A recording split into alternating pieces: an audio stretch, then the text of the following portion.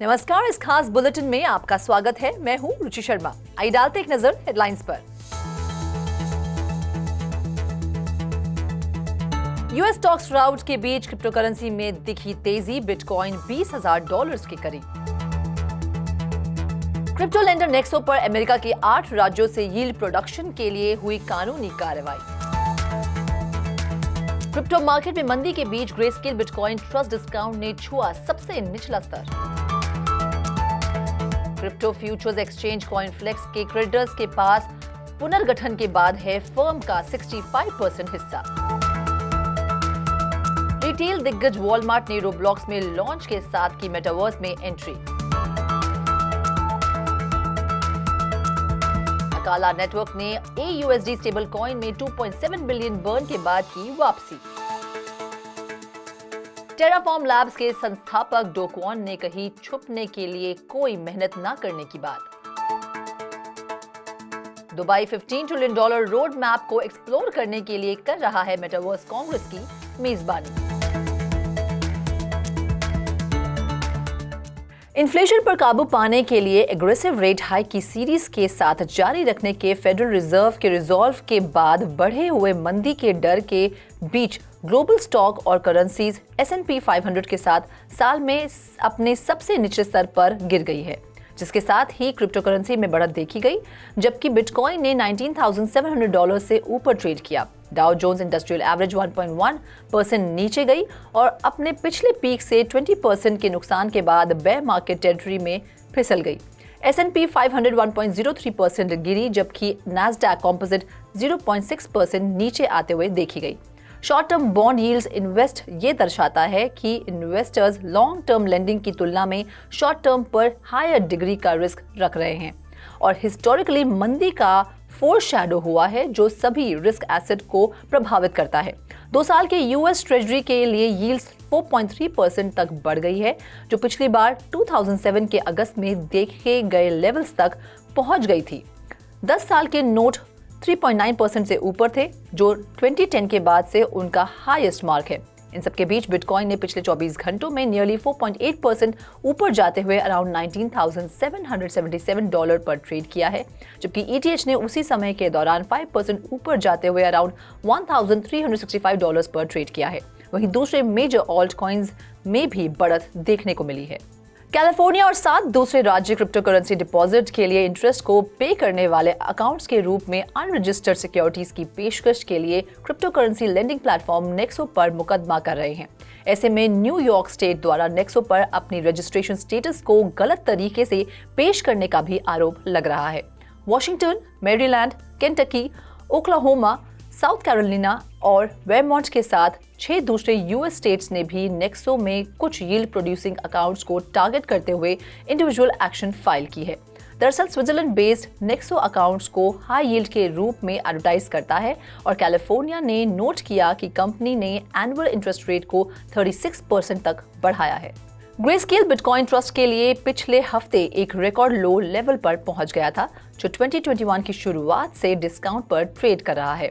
GBTC के लिए discount 35.26% तक पहुंच गया है, जो एक रिकॉर्ड लो वैल्यू है। दूसरे शब्दों में इसके शेयर्स के लिए GBTC का मार्केट प्राइस उसके नेट एसेट वैल्यू या NAV से 35% कम है। 17 जून को GBTC 34% के लो लेवल पर पहुंच गया था, जो इसका पिछला रिकॉर्ड लो वैल्यू था। SEC के फैसले से पहले कि क्या GBTC को स्पॉट बिटकॉइन ETF में कन्वर्ट किया जा सकता है की वजह से डिस्काउंट में कमी आई है।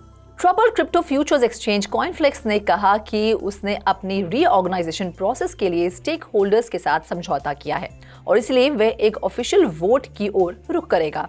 कॉइनफ्लेक्स ने जून के क्रिप्टो राउट के दौरान विड्रॉल्स को सस्पेंड करने के बाद अपनी फाइनेंशियल सिचुएशन को इंप्रूव करने के प्लान के हिस्से के रूप में इस समय सेशल्स में रीस्ट्रक्चरिंग के लिए फाइल किया है। ऐसे में रीऑर्गेनाइजेशन में क्रेडिटर्स के पास कॉइनफ्लेक्स का 65% हिस्सा होगा। क्रेडिटर्स को रिकवरी टोकन्स, इक्विटी और USDC भी रिसीव करना है। कॉइनफ्लेक्स की टीम को एक एम्प्लॉय शेयर ऑप्शन प्लान के जरिए कंपनी का 15% एलोकेट किया जाएगा, जो समय के साथ निहित होगा। प्लान के लिए वोटिंग 27 सितंबर को सुबह 4 बजे UTC खत्म होने के लिए निर्धारित है। स्नैपशॉट के अनुसार कॉइनफ्लेक्स के प्लान ने अब तक 865,000 के against around 96 million CoinFLEX votes token approve किए हैं। अमेरिका के सबसे बड़े रिटेलर वॉलमार्ट ने गेमिंग प्लेटफॉर्म रोब्लॉक्स में 2 नए एक्सपीरियंसेस लॉन्च कर मेटावर्स में कदम रखा है। ये कदम दिसंबर के एंड में वॉलमार्ट द्वारा 7 ट्रेडमार्क्स दायर करने के बाद आया है, जिसने मेटावर्स में वर्चुअल गुड्स बनाने और बेचने की उसकी प्लान का सिग्नल दिया था।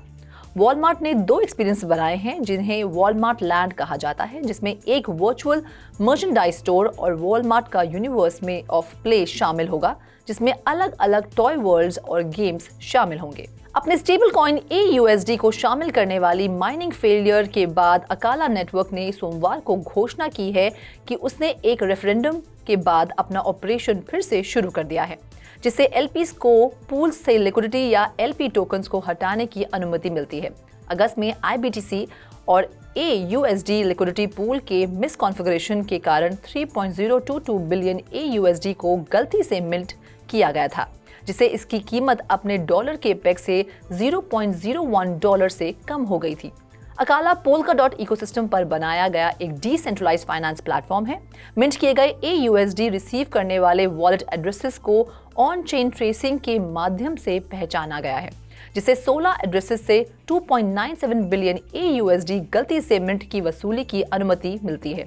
दूसरे 35 अकाउंट्स की पहचान $12.38 मिलियन गलती से AUSD एक्वायर करने के रूप में की गई थी।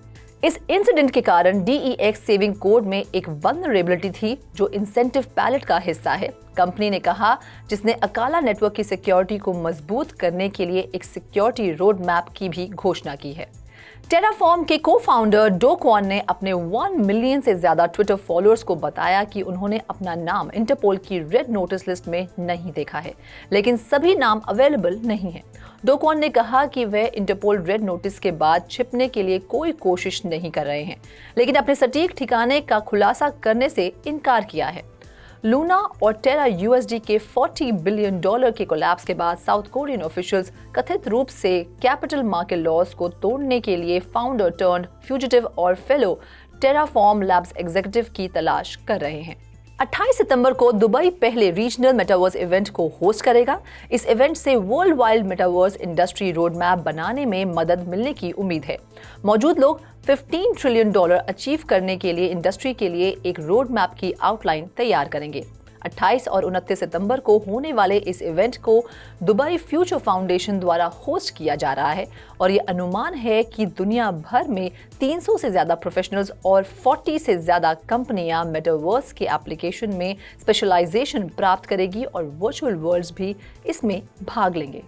इस खास बुलेटिन में फिलहाल इतना ही। आप देखते रहिए 3.0 TV।